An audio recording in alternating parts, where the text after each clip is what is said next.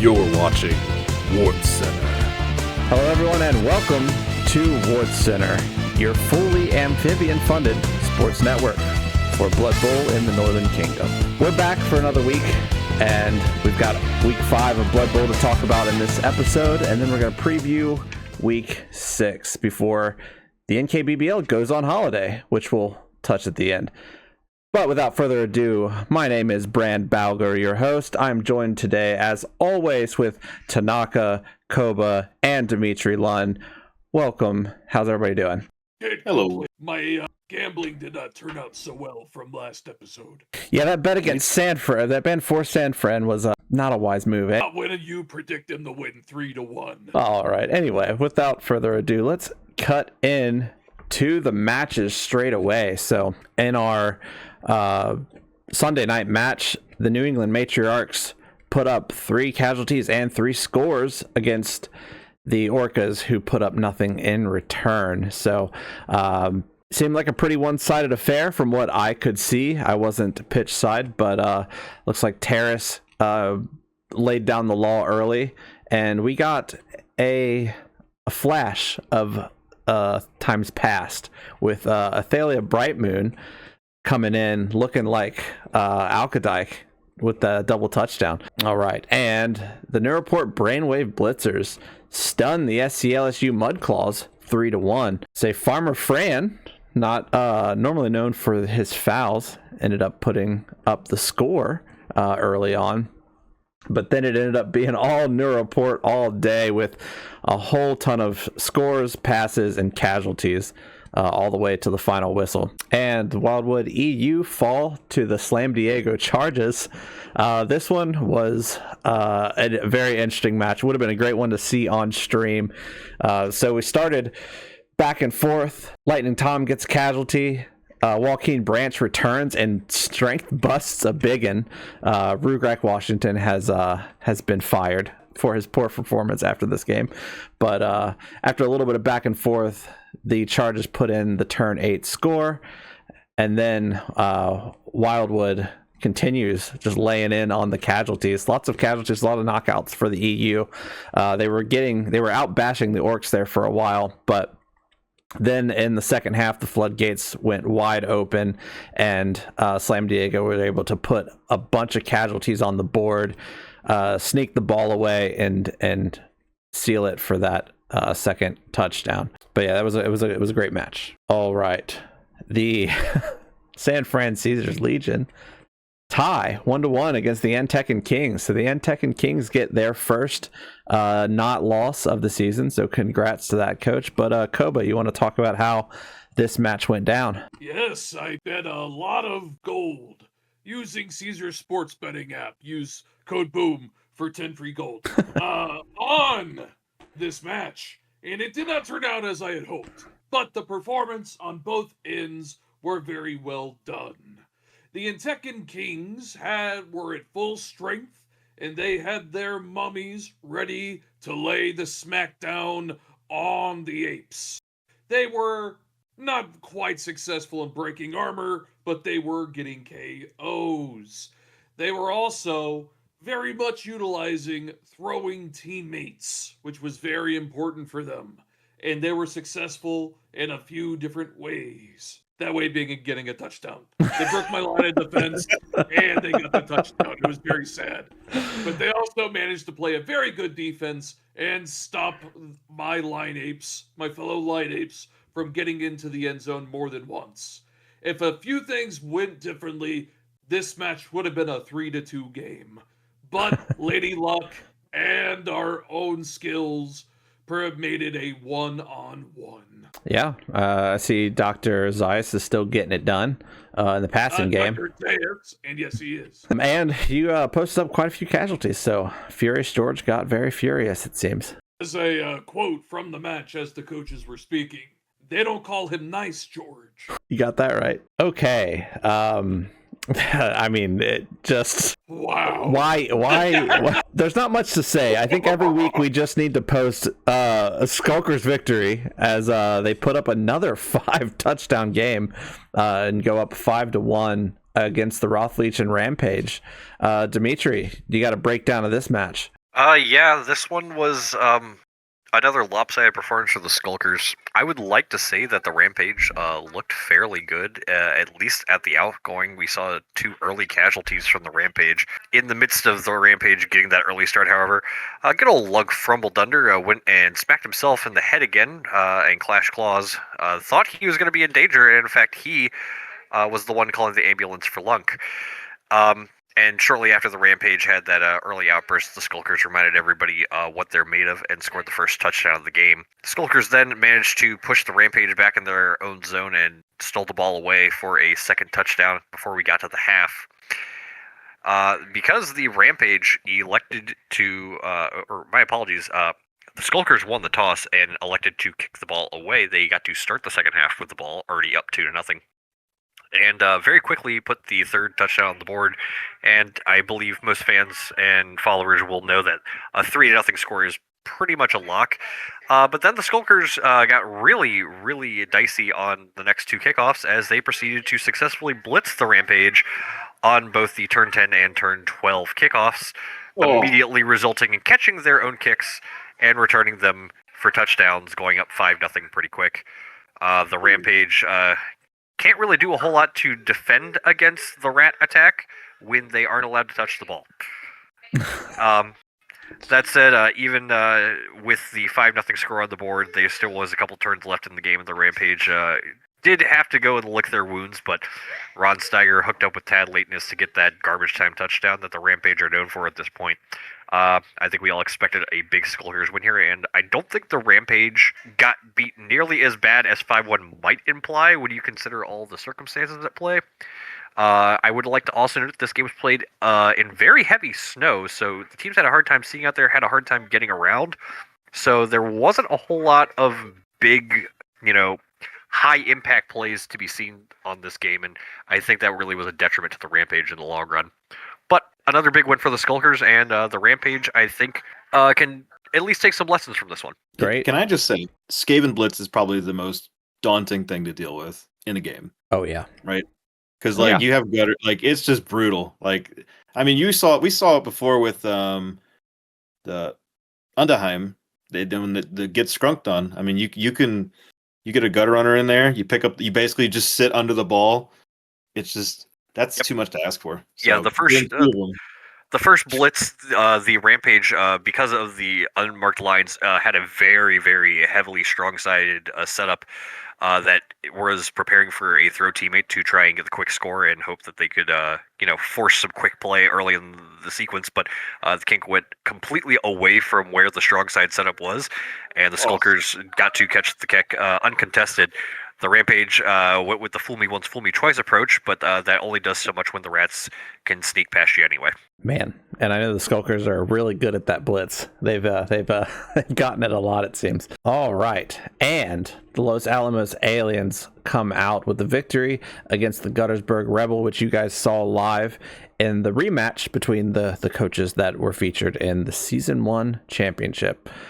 Tanaka, want to break this one down? Sure. One thing for sure, if you haven't watched this game, pause, go watch it real quick, because this is probably one of our better matches we've had. Honestly, from the kickoff, literally, it was just absolute chaos the entire way through. So Los Alamos lost the kickoff. The Rebels opted to receive to try and get that early score in, but they managed to get the blitz off. And we've mentioned it in last week's show. It was on site for Diablo Zod, and he went in and got a quick stun on Vara Ghul Tour, and it kind of got out of hand from there. They still managed to score after some wacky plays. Again, you got to see it to believe it, but a lot of removals, a lot of KOs, which has been the story of the aliens this season. They can get you down on the ground, but the question is, can they permanently remove you from the game or just temporarily? And honestly, I mentioned this last week with what were the keys to victory for them, and it was mainly just repeating the success of week 4, which was get some removals early, it KOs or not, and just snowball from there. And a lot of the time there was a higher body count, but these coaches know each other really well, and respecting the throw teammate option, especially with Sir Reginald. He's currently one of the best in the league of all time, potentially. And it shows. And if you watch the game all the way through, it was potentially a nail biter to the very, very end. So honestly, great game. Not too surprised. Josh is a great coach. And maybe we'll see each other again later this season. We'll see. But yeah, good game. Yeah, we'll have to, if the rematch happens, we'll have to pin that one on the schedule for sure. Yeah, great display by both coaches, and a treat to showcase on CVN. Okay, so now let's talk about the statistic leaders, the individual players that are the shining stars of our lovely league.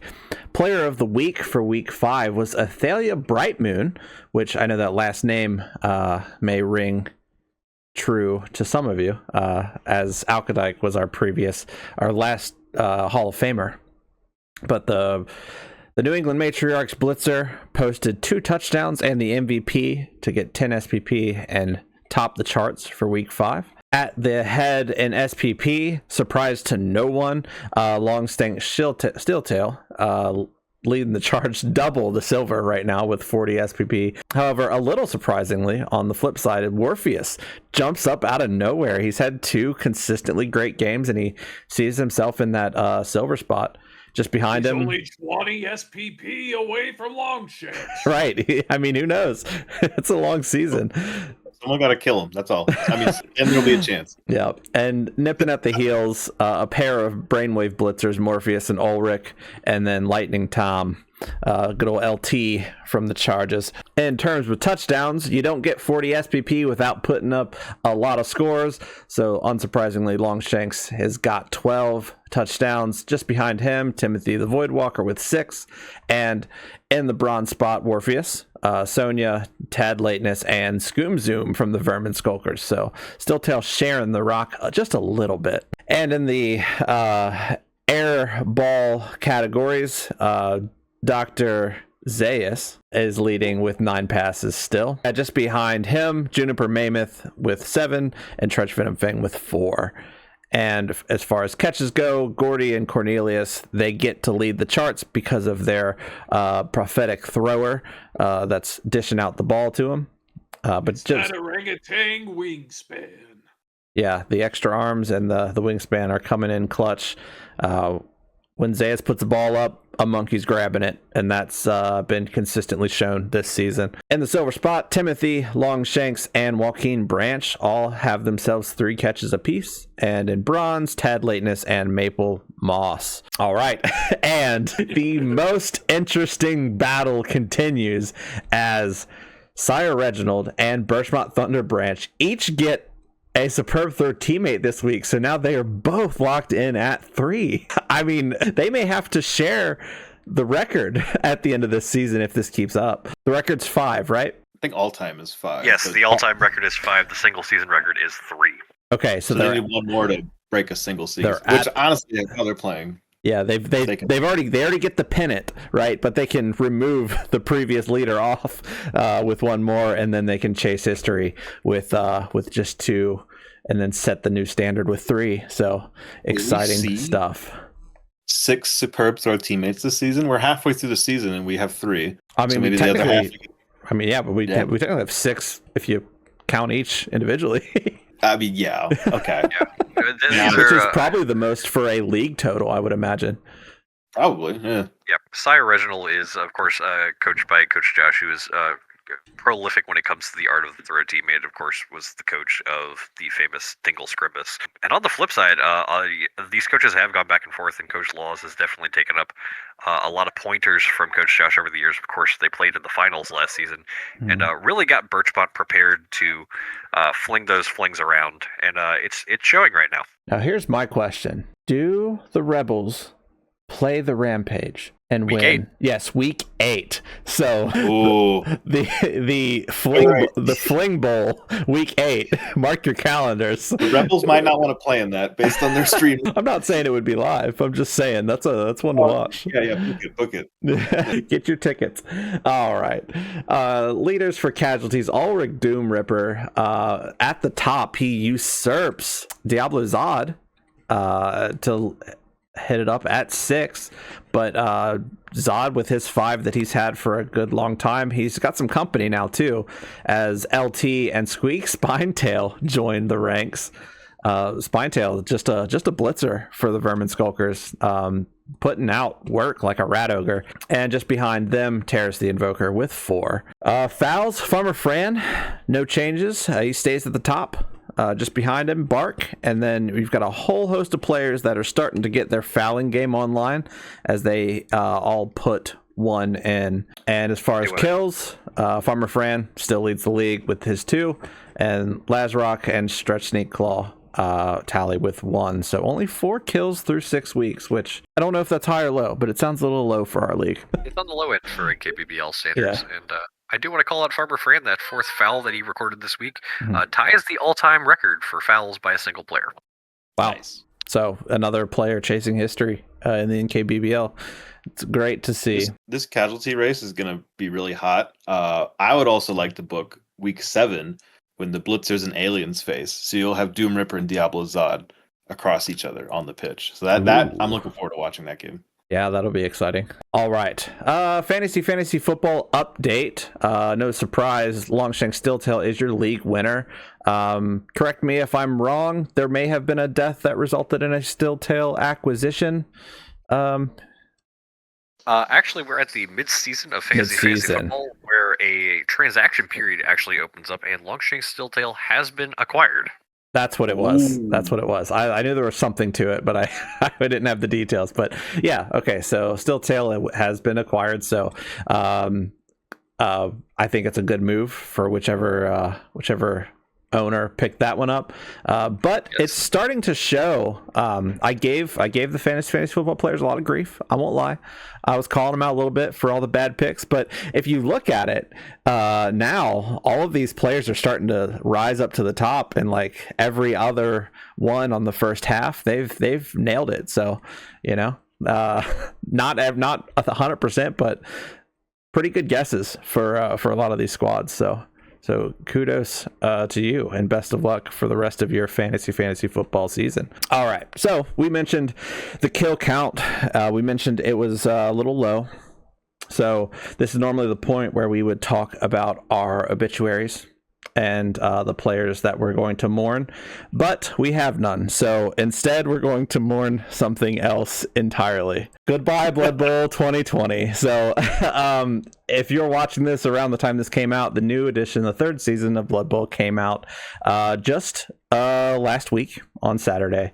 So although the NKBBL will stay the same for now, until next season, this product is gone, and we also want to say sayonara to all the booster packs of players to help you get the rest of your roster, as we'll lose 2 catchers, 2 blitzers on the human team, corn gores on the corn team, biggins and blitzers on the orc team, and Vermin Skulkers, Undaheim, cover your ears, 2 gutter runners on your Skaven team, and then your Dark Elf Blitzers and your Undead Ghouls. So I know it's a bit meta to talk about the game outside of the game, but I don't know what you're talking about. But is this what Mr. Odendron's been talking about this whole time?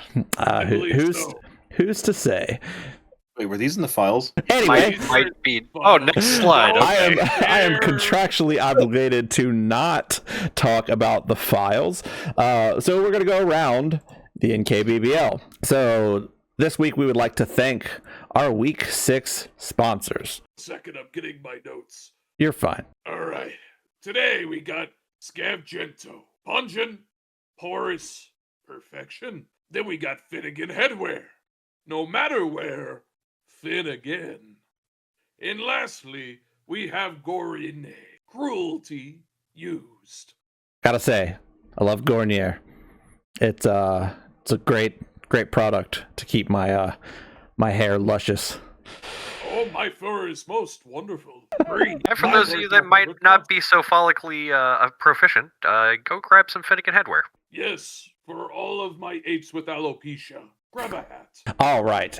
We got our reporters out on the scene to talk to each squad and see what they came up with. And this week, news from New England about Bright Moon Part 2, as Athalia apparently has been talking to her Hall of Fame sister, who's boasted a magnificent double-digit SPP production every week for the rest of the season. We'll see how that claim holds up. And San Fran, it is the holiday season, and Chipmas is in the air. I'm hearing rumors that Simeon Claus is on his way, so they are preparing by gathering all of the bananas and cigarettes they can muster. We leave them out overnight. Yes, and Kobo would know more about that tradition than I, but it seems like a lot of fun. And in the Los Alamos camp, belief in Warfius grows as both the player himself and the coaching staff has gained a new sense of confidence in his production. And Koba, maybe news to you. I know you don't read these things before we go, but you have been invited to be ruler of the woods for the next Wildwood match. So pending your accept or decline, I guess you can. This is maybe unknown to you, but I have accepted it. I'm just getting airline tickets from Scrimbus Airways. Perfect. Hopefully I make it there in one piece. Always a gamble with Scrimbus Airways, but that's why they're best in the biz. I think Koba does make it within the weight limit. Just all right. And controversy in Neuroport as some accidental passes take place. The players want to integrate this passing game into the mix, but it seems like the coaching staff wants to continue running the ball. We'll see who wins this little battle between the two. And Derek Walleye caught spying on other teams' practices. Notably, he was found on San Fran's practice facility spying in on Dr. Zayas. So he says he's just trying to get a feel for his game, but it's hard to say with that one. And you're trying to ape him, which we found offensive. Well, what can you do? And lastly, the NKBBL staff wants to extend a warm happy birthday to Rack Skak Jr., who just had his birthday the other day. We're getting reports that they celebrated, and Longshank Stilltail offered to gift him a touchdown in the next game, in which things got a little violent after that. But happy birthday regardless, and hopefully we'll see how that birthday wish is fulfilled. Okay, but without further ado, let's look at team standings. Not a massive change as we just come off of another friendly match, but on the top of the Blood Division, the Matriarchs, followed by the Brainwave Blitzers and the Aliens in third, with the Rampage hanging on in playoff contention, but Wildwood and the Kings on the outside looking in until the next bit of divisionals, which we'll get into. And for the Blood Division, the Skulkers and the Charges lighting it up at the top, tied at 6, but with a friendly match being the deciding factor between the two. The Mudclaws just behind, Guttersburg Rebels in that wild card spot, and on the outside looking in, the Caesars Legion and the Orcas. All right, so after our friendly bouts, we'll go through each roster, a bit of the updates, and we'll move into our favorite section of the night, and that is the pick'ems. So for the Antekan Kings, Raps the Colossus unfortunately suffers a miss next game and does not regenerate, so he will be gone for this next outing. However, Slam Desserts picks up guard. And for the Guttersburg Rebels, Horn on the Cob is picking up all of those mutations as he now has horns and prehensile tail.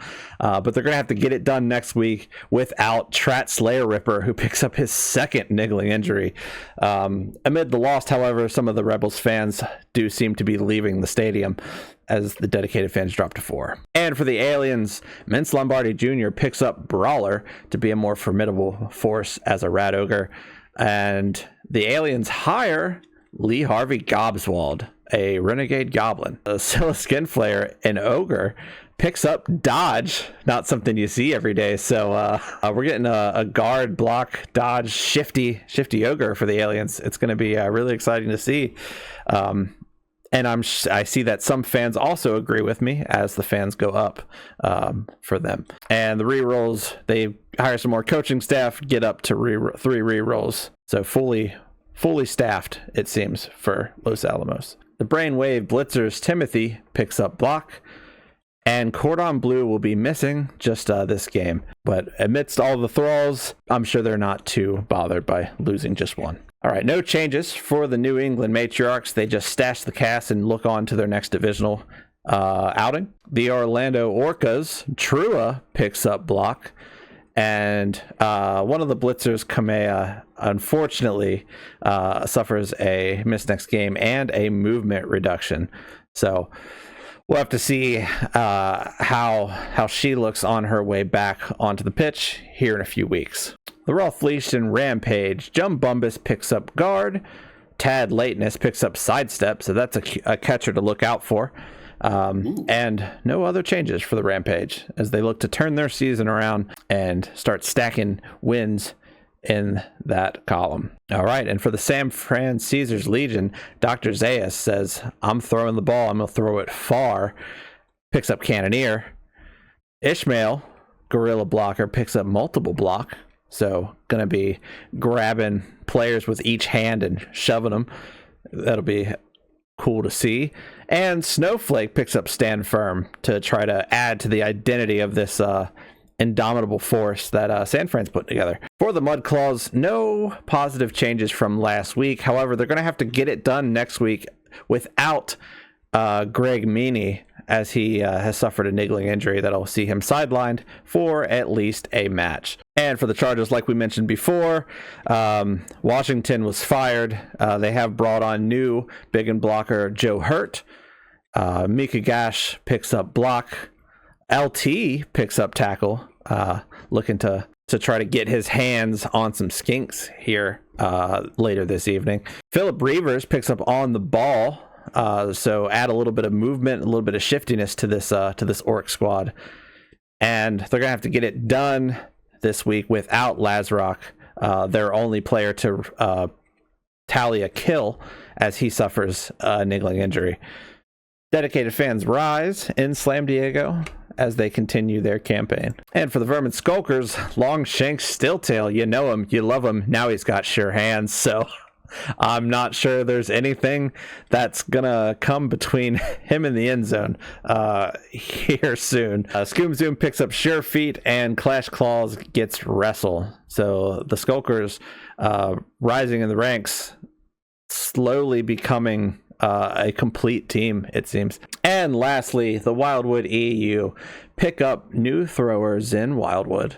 However, they do lose Oak for this next match, but Joaquin Branch gets Leap, Walnut Moss and Twig Lang both pick up Diving Catch on a random. So that should help with their current passing game that Mammoth is leading the front on. So a lot of elfy things are going to happen with this squad, I imagine. All right, quick glance at the pick'ems as we see Dimitri still on the top, but Tanaka getting dangerously close.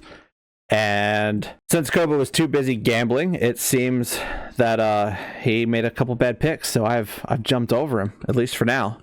But we're still fighting to not be last, it seems. Oh, you'll see after this week. Oh yeah, I will. I won't lie. You are the contrarian to most of these, so it's either going to go incredibly well or incredibly poor for you, but I won't spoil too much. All right, so let's talk about week 6 and who we think is going to win. So the New England Matriarchs take on the Antekan Kings. As we move into the holiday, this portion is going to change just slightly, so no one-liners from me, no zingers. We're just going to look at the TVs.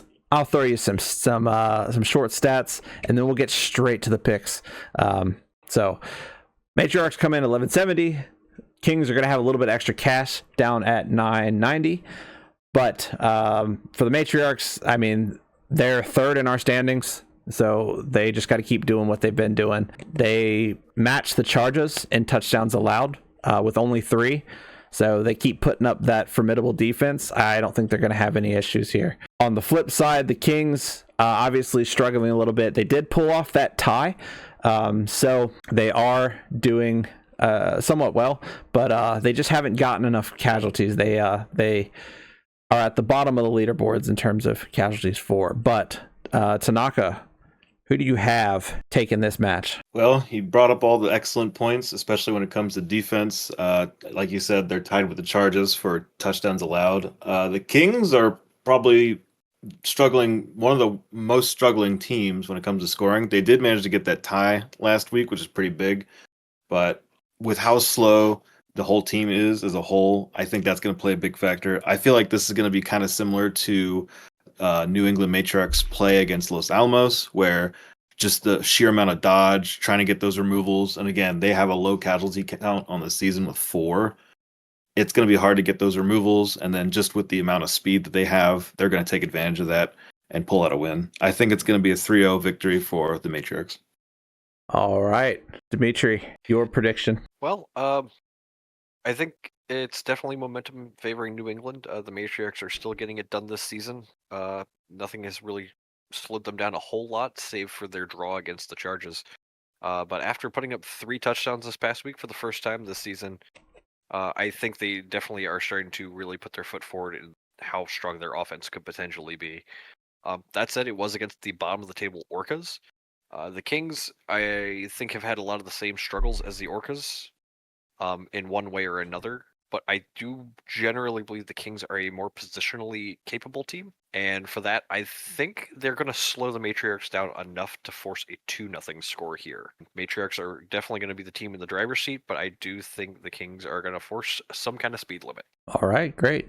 Koba, hit me with it. With the Matriarchs' amazing passing game, I do see them taking the victory. However, after seeing the Legion just take on the Kings, I have full faith that they will be able to penetrate the line and get at least touchdown, making this a 3-1 Matriarch victory. All right, great. Yeah, I mean, obviously we're looking at one of these situations where over halfway through in the regular season, you can tell who's performing well and you can tell who's struggling. And it's just one of those top table versus bottom table matchups that I think the Matriarchs get the better of here. So I've got Matriarchs as well, 3-0. Okay, the Wildwood Eldar United take on the Los Alamos Aliens. So Wildwood coming in at 1380 and Los Alamos at a whopping 1525. They are in postseason form in terms of team value.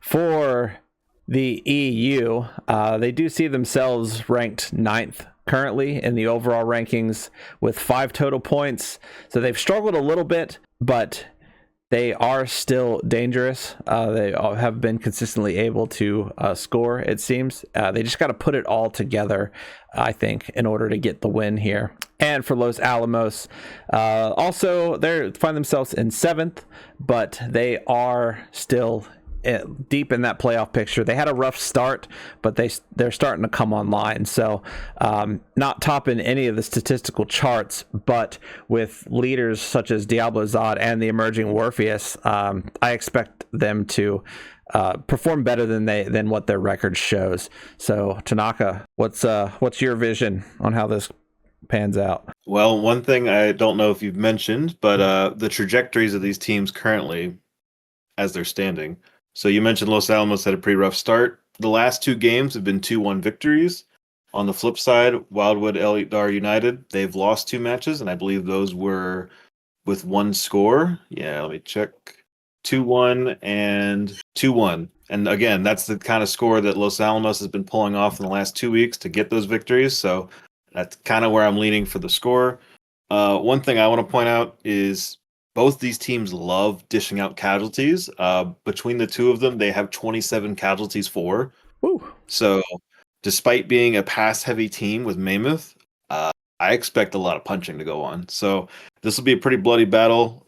Typically, Los Alamos would win that, but I'm curious if defensively they can keep this faster squad down to just 1 score. That being said, I think it will be a 2-1 victory for Los Alamos. All right. Dimitri. Well, I've been one of the bigger supporters of Wildwood in most of these discussions this season.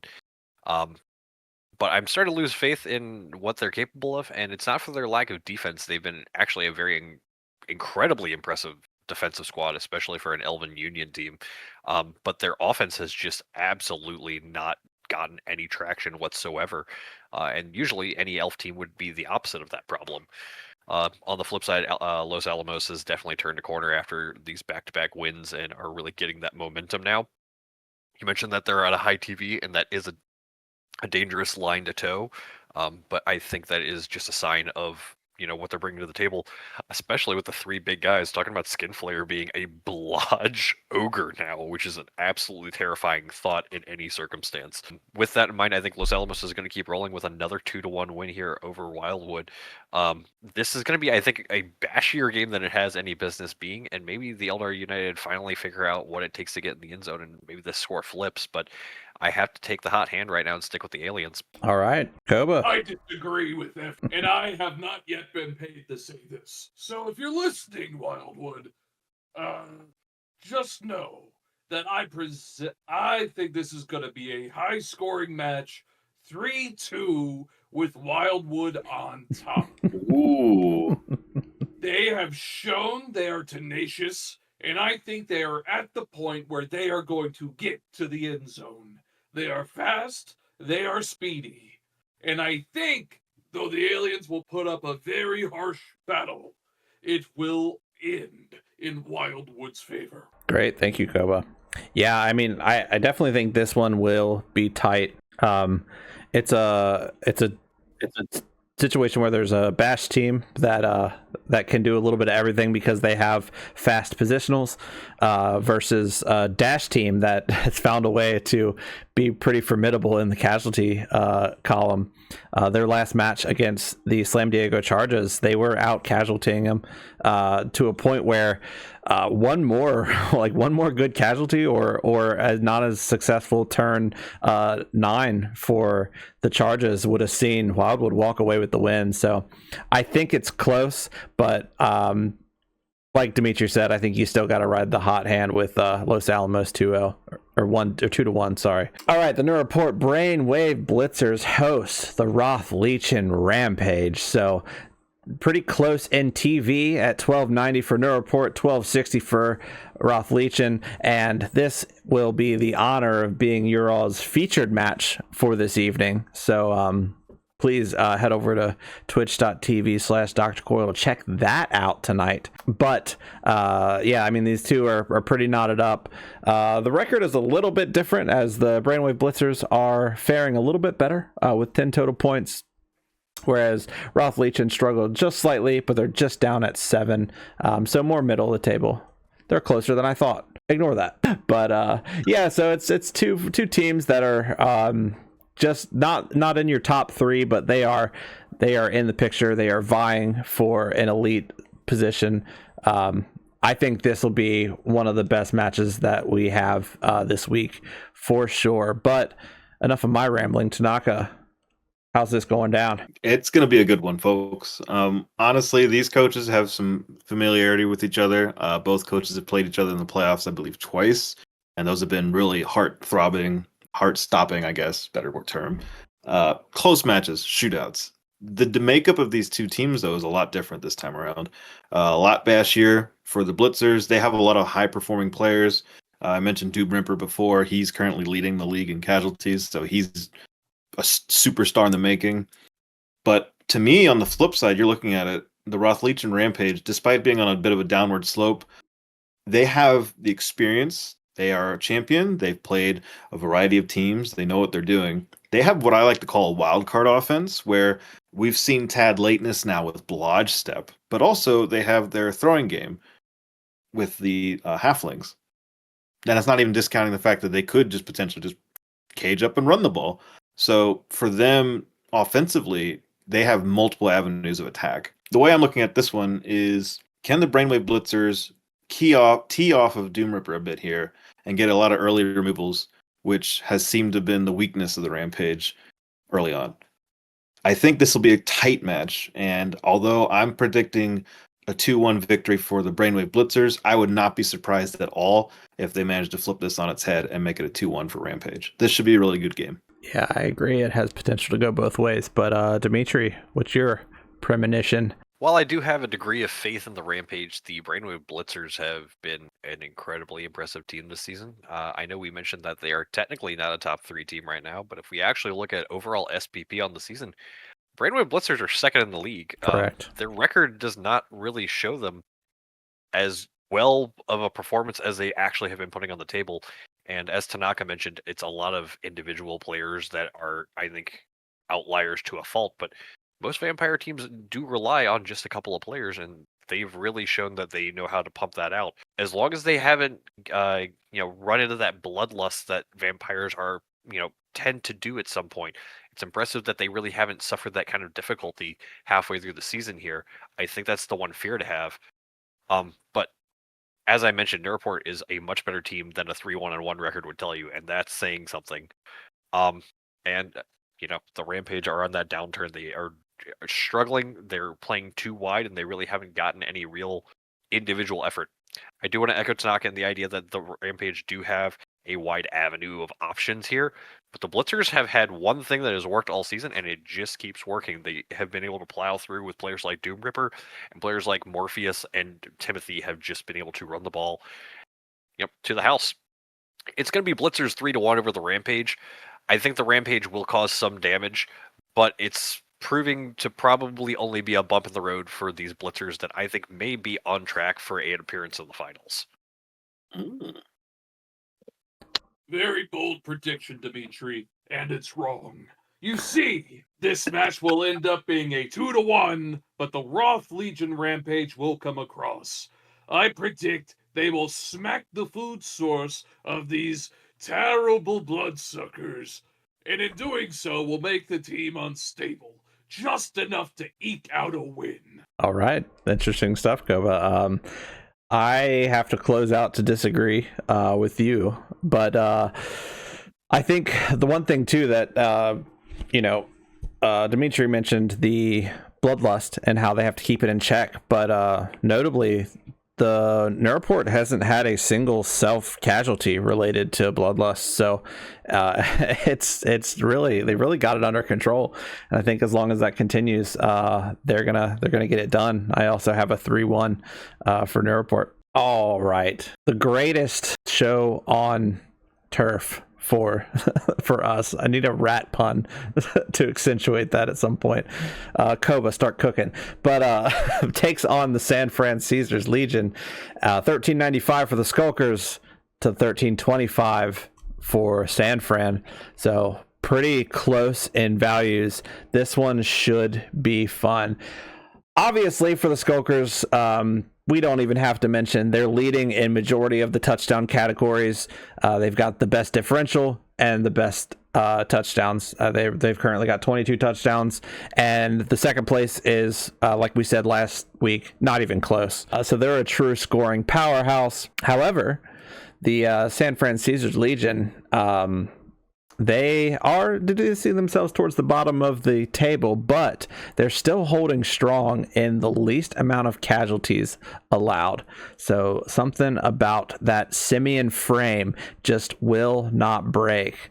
It may not need to break for the Skulkers to put up 6 scores or so, but it'll be interesting to see how these furry critters clash against each other. Tanaka, who wins? Oh, well, it's going to be the Skulkers. If you're asking who's going to win. They're thermonuclear. I don't know what's going to stop them at this point, aside from just somehow getting those gutters on the ground and killing them. But I mean, you mentioned it here. The Caesars Legion has held up really well when it comes to casualties suffered. They have been very sturdy, despite generally not wearing much armor or clothes in general.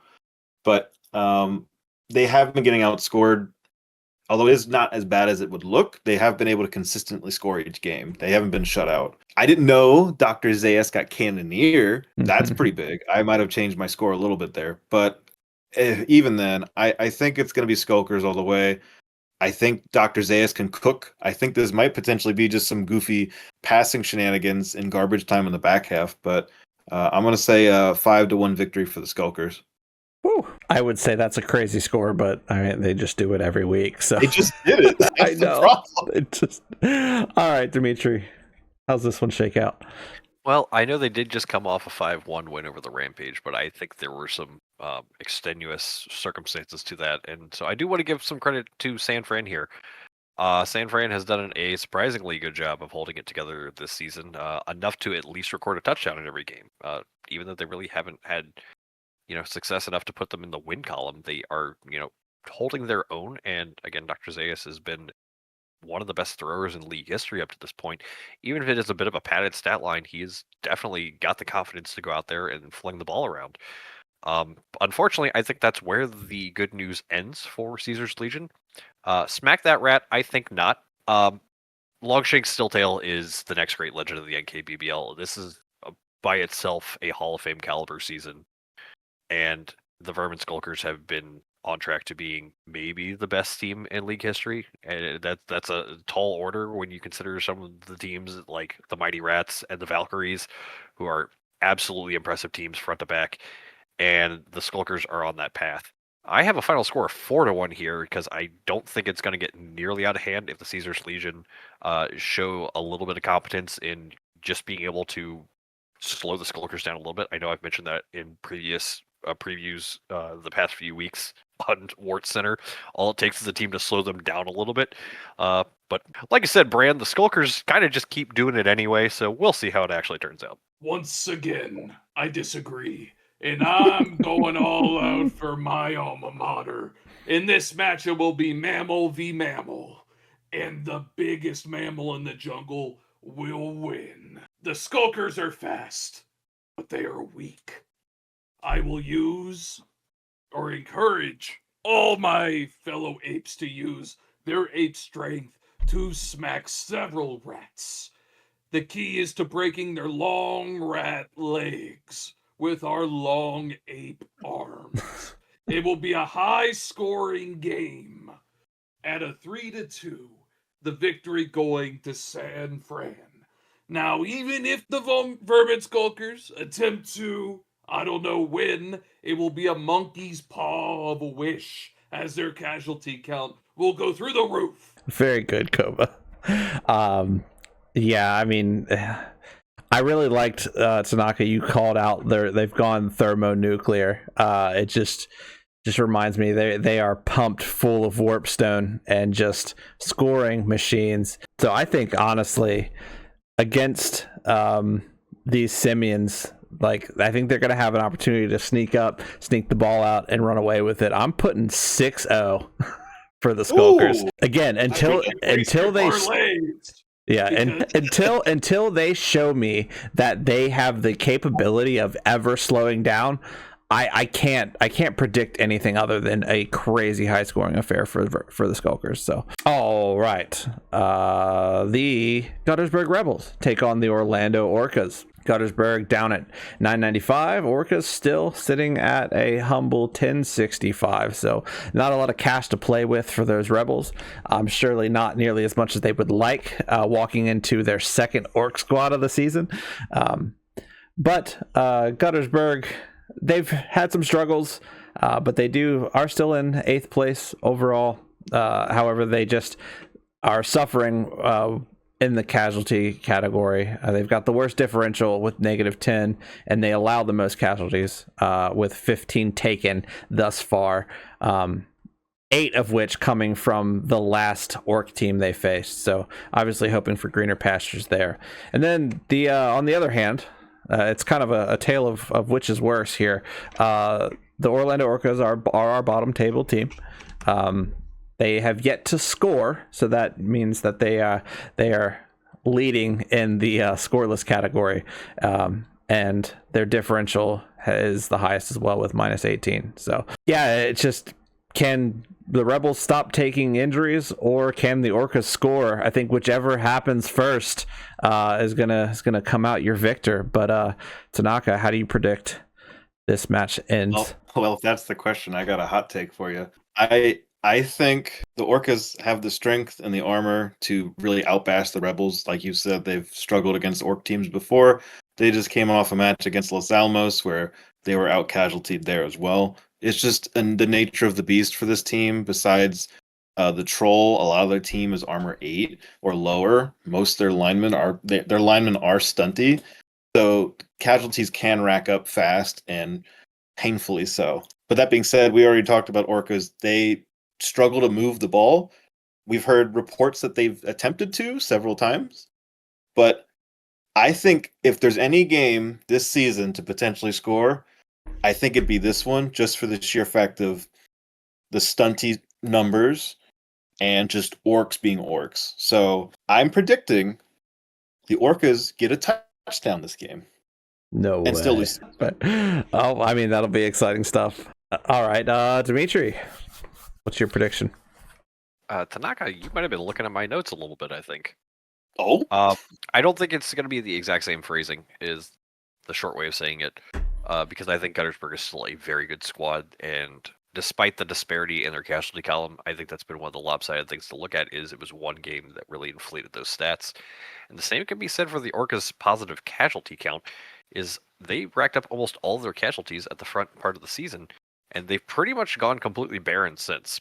Gunnersburg fought tooth and nail down to the literal last play of the drive against the aliens, so I definitely think they're going to hold their own in this match with the last place Orcas. I do agree, if there was ever a chance for these Greenskins to get on the board, it's against this fragile Rebels squad. They have been trying to figure out how to handle the ball, and they are definitely going to need to get back on the page of getting those casualties, and there's never been a better chance to do that against a team like Gunnersburg being a completely fragile team.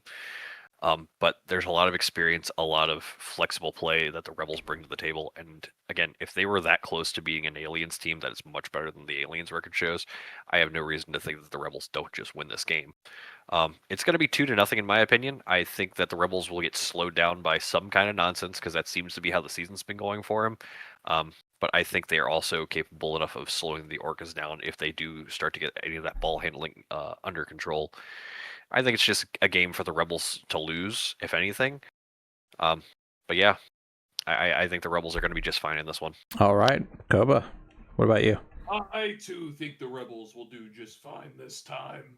I do expect a couple rats to get smacked around by the Orcs, but ultimately I think this ends in a 3-0 victory for the Rebels. I couldn't have said it better myself. I'm in line with you. I think for the first time this broadcast, Koba, 3-0 is the way I see it going down. All right, the Slam Diego Chargers take on the SCLSU Mudclaws in a good old-fashioned bash-off. The TVs are damn near identical, so this one will be a good punch-up for both squads.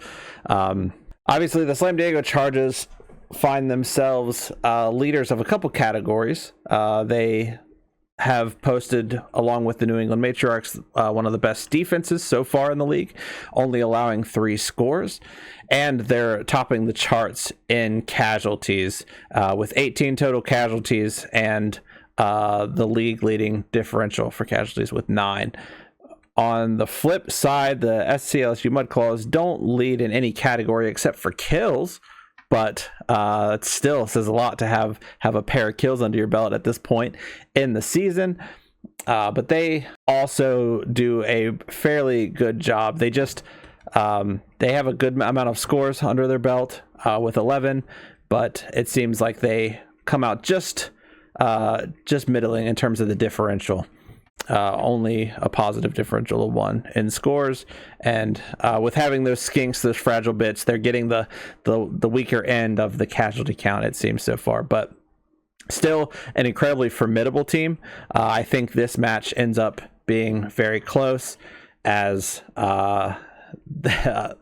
the Chargers have, they've been shown to have that bashing potential, but they're coming up against a just as beefy squad that also touts a little bit of speed to help them get the scores in the end. But Tanaka, which team takes it? Well, I've mentioned this off the broadcast several times, but this is where the Slam Diego Charges gauntlet begins.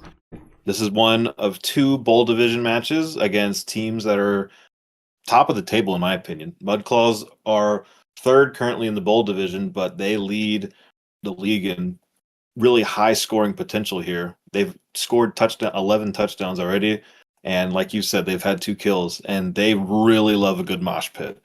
So the Charges, despite having that really good casualties differential, we'll see how well that gets tested in the mosh pit that we tend to see. But it's going to be a tight one. I think it'll be a closely contested match. I expect the defensive prowess and the even spread of strength for the Charges to be the key factor here. As we know, Lizardmen, they're kind of, I don't want to say top heavy. They are fast, but a lot of their strength is tied up in the Sauruses and Croxes, while a majority of their scoring potential are in stunty strength 2. Charges, really well-balanced team, developed very quickly. Really good hot hand, in my opinion, at this point. I think they're going to win it. This should be a really good match. This could also potentially been the stream match of the week, but I think Charges get it 2-1. Alrighty, Dimitri. Yeah, no, go ahead and put it up. It's. I think it's the Chargers 2-1 here. Just a little double click. It's fine. Yeah, it's fine.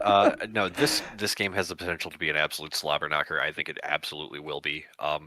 Tanaka mentioned that this is the beginning of a potential gauntlet for the Chargers. They are, the Chargers are on an absolute tear right now.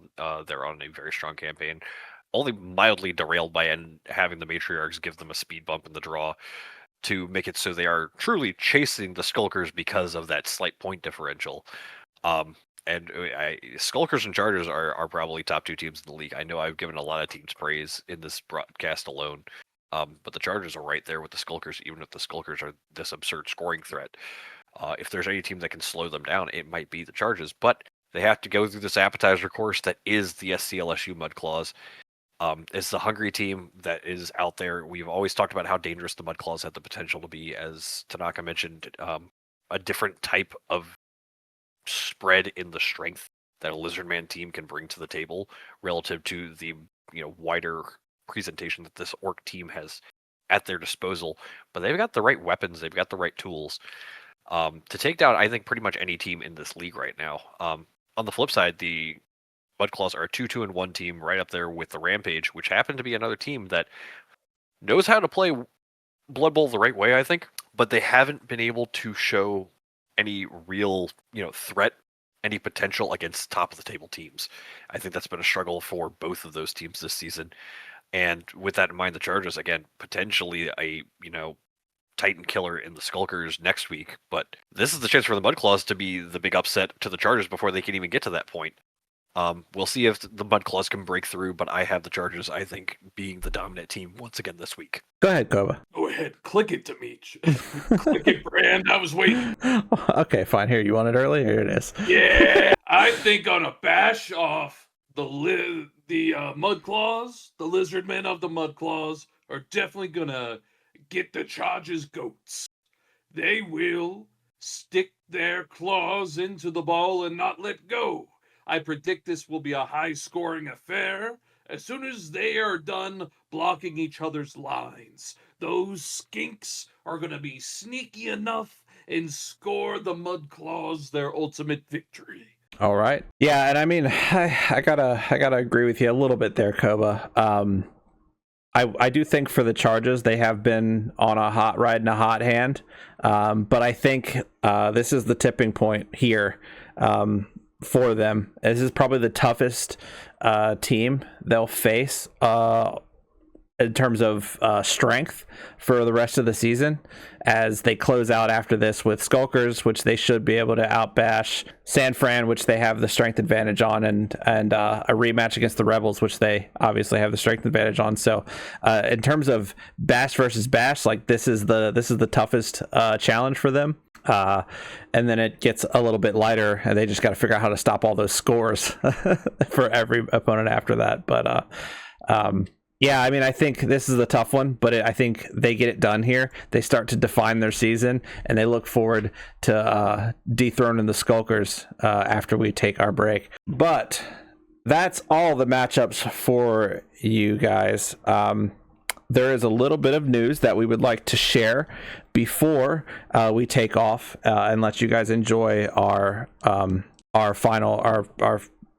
featured match for the evening.